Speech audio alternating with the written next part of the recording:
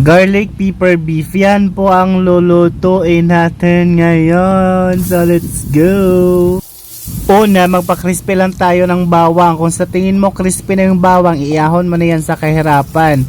Sunod, maglagay tayo ng butter. Lutuin lang natin yung onion. Kung luto na yung onion, iahon mo na din yan sa kahirapan. Ganon.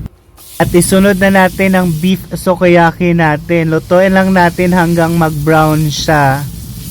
Kung brown na, maglagay lang tayo ng Knorr seasoning, tuyo, oyster sauce, black pepper, sugar or honey. Pero gamit ko dyan sugar kasi wala akong honey. Black pepper. And then halu-haluin lang ninyo and mag-add lang tayo ng slurry para lumapot yung sauce niya, ganon. Mag-add lang tayo ng konting water and then takpan.